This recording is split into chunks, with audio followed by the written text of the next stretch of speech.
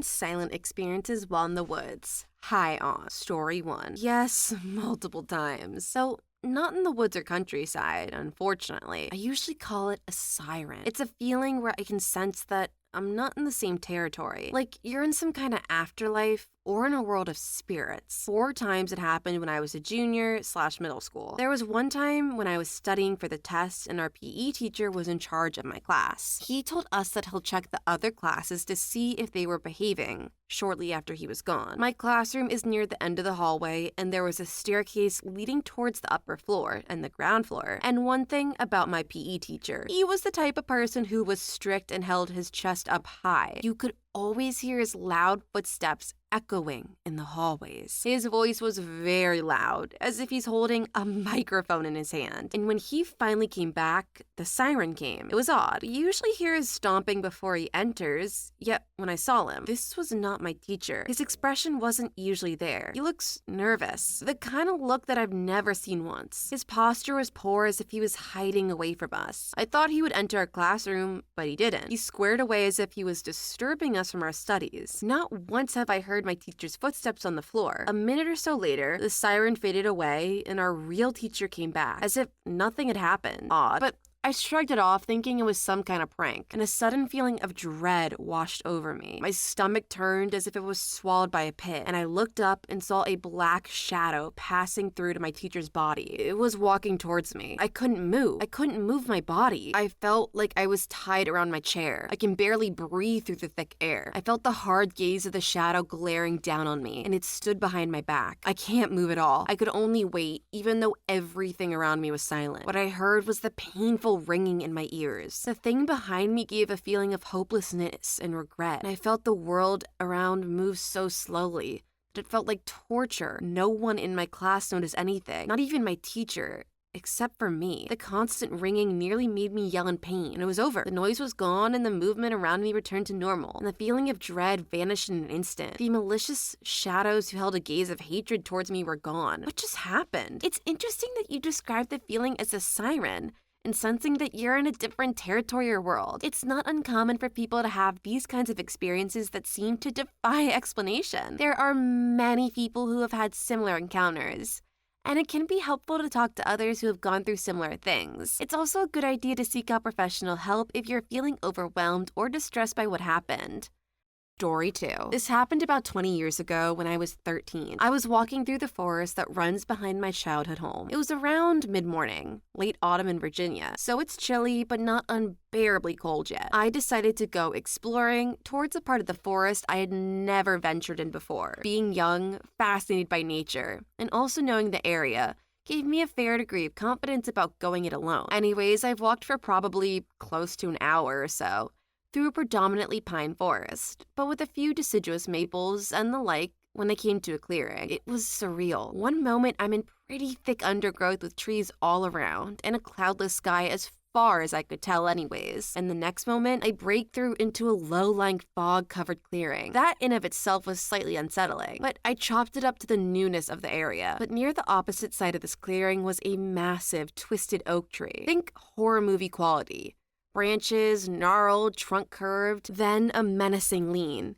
And you'll be imagining a close enough facsimile to what I saw. Again, being young and perhaps a little brazen, I wanted to go check this tree out. So I started up the 80 or so yards to it. About 10 feet away now, and the fog is thick here. I couldn't see where I was stepping, and I tripped on a solid something, but caught myself and stopped just short of the tree. I looked it up and down and decided against climbing it. Also noticed that the sun was getting higher, and it would be lunchtime by the time I got back if I left now. I'd turn around to leave the way I came, and there's no fog, and I noticed no wind, no breeze, no gently swaying limbs, nothing. Not even acorns or pine cones falling to ruffle the leaves. It was that moment that I noticed what exactly I tripped over. A small, extremely weathered stone marker. I walk on the other side since by this point I am absolutely not staying here, and I catch some faint inscription on the stone. I couldn't make out most of the writing. It was just too weathered, but I did recognize a style immediately as being a grave marker, and the final date was in 1790. That was when I heard the creaking of the oak tree's limbs and bolted, not looking back at it. I never went back there until the county bulldozed the area, after the landowner sold most of his property for development. I consider myself a skeptic and a pretty rational person, but something about that experience in that place for me in a primal way. Now, I know some of you skeptics out there are rolling your eyes and thinking, oh, please, it was probably just some weather phenomenon or the kid was seeing things. But let me tell you, as someone who's watched more horror movies than I'd like to admit, there's something about the primal fear that sets in when you're all alone in the woods, with nothing but the rustling of leaves and a spooky tree to keep you company.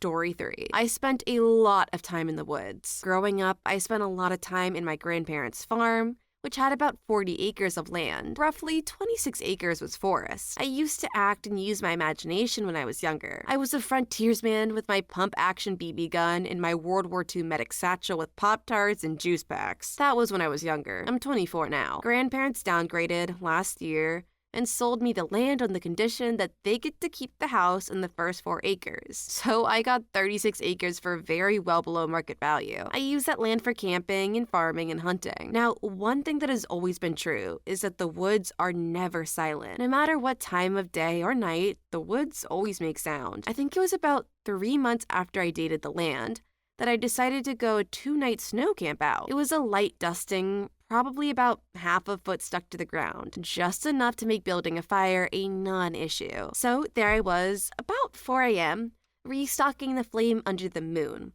with a fire crackling in the sounds of the forest, when I felt a warm breeze. Now, I've told you the story of seeing Odin and being hunted by wolves, but nothing compares to that night last January. The sounds of the forest stopped.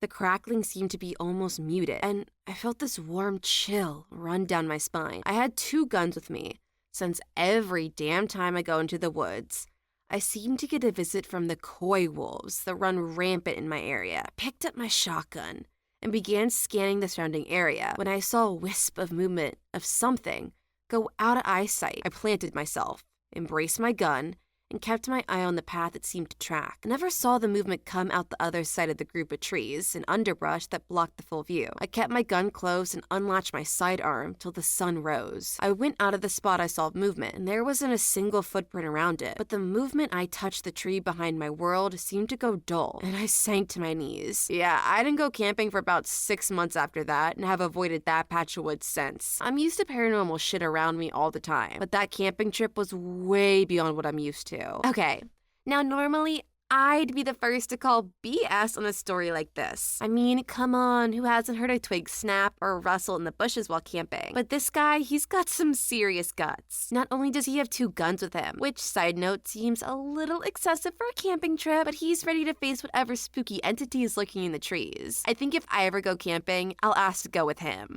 Story 4. I used to live in a boarding school in rural England. The school was pretty strict. Had gates on the windows, automatic alarms on the doors leading to outsides of the boarding houses, etc. in my boarding house, which tried to sneak out during weekends by using one of the windows that led to the roof. My roommate's friend's bar was broken, and we could slip out of her window and go onto the roof without a lot of trouble. Normally, when we did this, we would go through a field area to the main road and call a taxi to go to the nearby town. Normally, we never get spooked by anything, because at this point, we were pretty used to this. And I was with a group of people who did this more than I did. My roommate was a friend of theirs and another mutual friend. However, something was off tonight. As usual, we stayed quiet walking through the field. However, usually you'd hear some natural sounds like animals running through a field or something like that. But it was so quiet. I felt like you'd be able to hear a pin drop. The people I was with also started to visibly get uncomfortable. My roommate even sang something along the lines of, "This feels like a scene in one of those horror movies," probably to lighten up the mood. But it made us even more nervous. Then suddenly, we all just froze. Nothing happened. There was no sound or breeze that would make us all just stop our tracks like that. No one said anything, and we were pretty close to the main road. But this feeling of dread and that we just had to run out of here washed over me. I told the group I wasn't going to come with, and that I would go back to the house, and we all agreed on going back and sprinted all the way there. My roommate and I talked about it when we were back in our room, and we both agreed that we felt like someone or something was there with us and didn't want us to be there. It was bizarre, and I've never felt like that again. Story 5. I was meeting friends at a cabin in the mountains across the state line into WV. It was a cool cabin with a hot tub and pool tables and all kinds of stuff. And there were going to be 10 or 12 of us there relaxing for the weekend and partying. I worked that Friday and was driving up alone. And so I was following Google Maps to the location. The app is leading me further and further into the mountains, in the absolute middle of nowhere. Eventually, I was led to one turn, and I noticed that it's a pretty muddy path, and there are signs saying no trespassing and stuff. I wasn't sure what to make of it, but there was a road name sign, so it wasn't private from what I could tell. So I took the turn. It leads up this road that gets muddier and narrower as I go, and eventually passes a house. The house looked terrifying, like a Texas Chainsaw Massacre house, and was surrounded with old rusty farm equipment, despite the area being all wooded. The road continues past the house and up a steep hill. At this point, it is barely wide enough for my car. I think this is nuts. But Google Maps seems to think I'm still going the right way. At the top of the hill, I'm surprised to see a large hump where the road goes up over some railroad tracks, but they appear to be abandoned. I cross them, and on the other side there's an abandoned Norway station. As soon as I see it, I feel dread. It just feels like a horror movie. I pull forward a bit and throw it in reverse so I can get out of there. But my tire's been a bit in mud. At this point, I feel like something is about to bust through my windows. I finally got the car moving and bounced back down that road out to the highway. I didn't see anything specific, but it felt wrong. I can imagine how nerve-wracking it must have been to follow Google Maps into the middle of nowhere and end up on a muddy path with no trespassing signs. And then to come across a house that looked like it was straight out of a horror movie, surrounded by old rusty farm equipment, that would have given me the chills too. It almost sounds like that State Farm commercial. You guys know which one I'm talking about, right?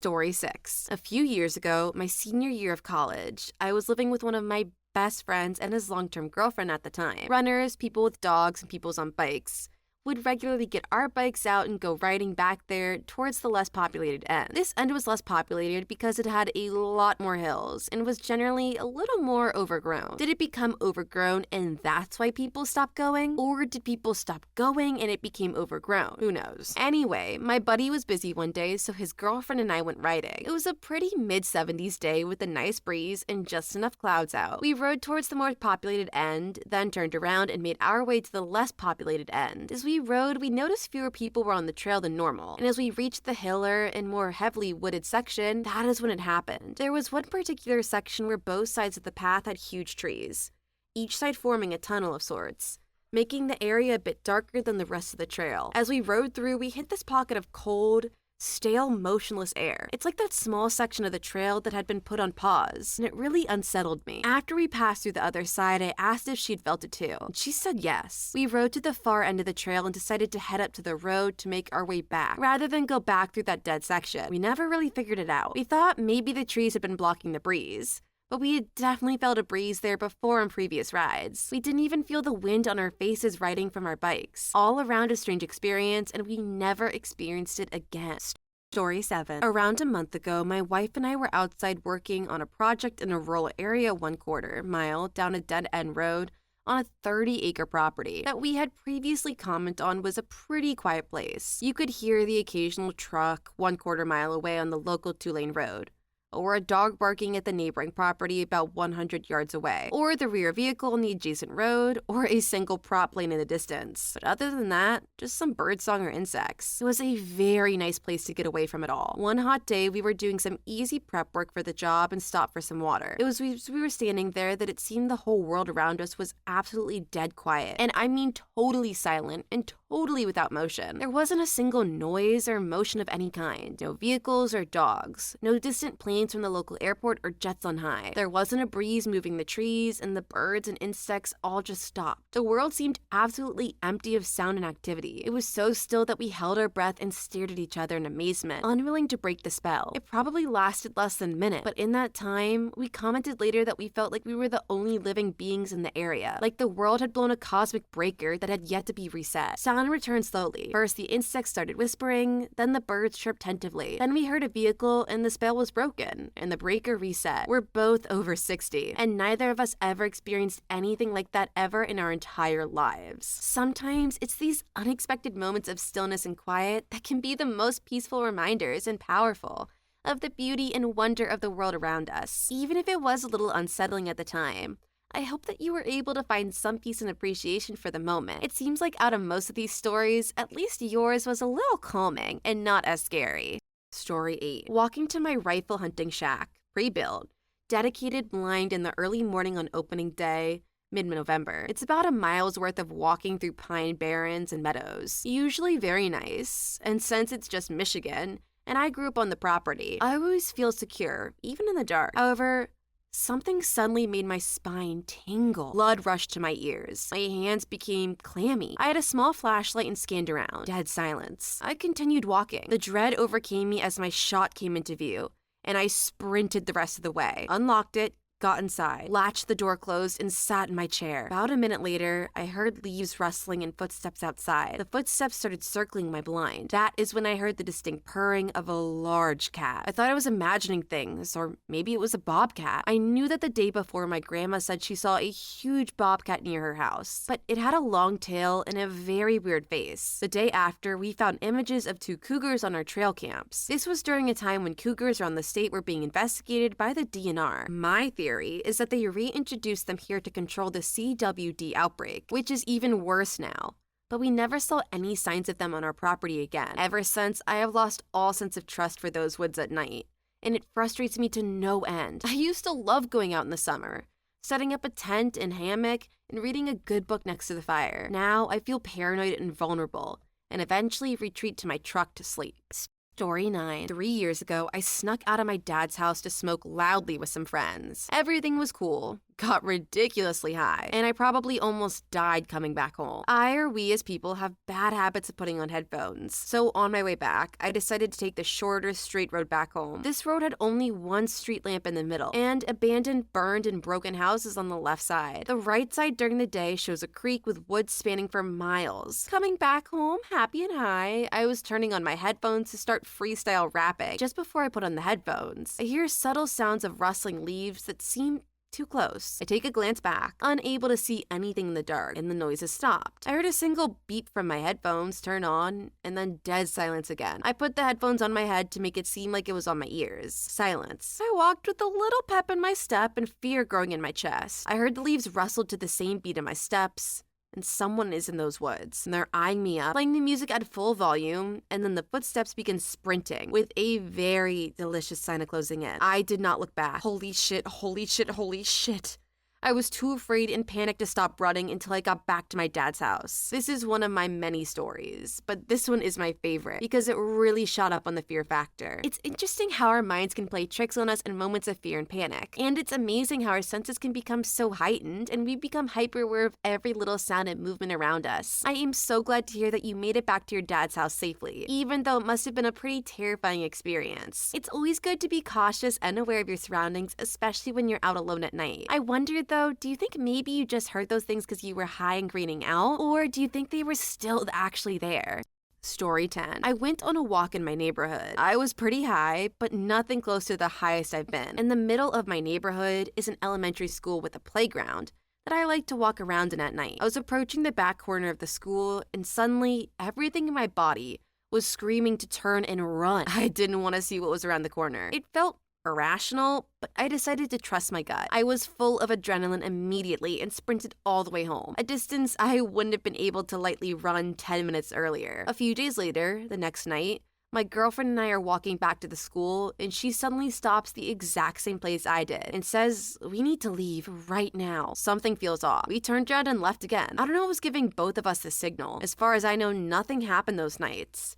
But it was the strangest feeling. Like I had brushed against some knowledge of my surroundings that I couldn't grasp, just adjacent to my own understanding. There was a strange fear, tapping on the glass. Story 11. I worked for the National Forest Service one summer in Idaho. There's often enforced fires in the dry Idaho summers. One afternoon, a coworker and I were out at a remote campground. We were driving back. The sky started to change. The sky went green and the sun looked blood red. Shadows in the ground were orange. Both me and my coworker felt the most primal sense of something is seriously wrong. I felt the hairs on the back of my neck stand up. I've had gut feelings of this isn't right before, but this was on a whole different level. I can only describe it as primal primal and instinctual. Every fiber of my being was telling me to get out of here now. We knew this was caused by a fire nearby, but without a cell or radio signal, we had no idea how close by. My coworker, who was normally a very cautious driver, sped down the dirt road, while I kept checking my phone for signals. The fire ended up being moderately close by, but on the other side of a mountain, so we got back safe, if still a bit jittery. Okay, working for the National Forest Service sounds like a really important and interesting job, but it's also a job that comes with its fair share of risks, especially during the dry Idaho summers, where fires can be a real concern. I'm glad to hear that you both made it back safe and sound, even if the experience left you feeling a bit jittery. Hopefully you don't have to deal with something like that at work ever again. Story 12. I'm not sure this will make any sense to anyone who hasn't been deep in the inner Mountain West. I was hiking out in the wilderness in northeast Washington state. It was bright, broad daylight, and early still. It was that kind of lonesome, weird broadness you only get in that part of the world. Like the sky might just consume you, and everything would be just as still as before. I was hiking towards a tree line. Just before I reached it, the air went from perfectly still to a sudden, violent gust, and then back to still again. Like the tree I was approaching had just sharply inhaled, trying to pull me in, and I was gripped with fear. It wrapped around my spine and clenched my guts, and I stopped dead in my tracks. Checked my courage, found it completely insufficient to the task, and turned straight around. Then I marched back to the car, completely unperturbed under that same lonesome sky. Please leave your story in the comments. I would love to make a video on them in the future. Also, don't forget to like and subscribe.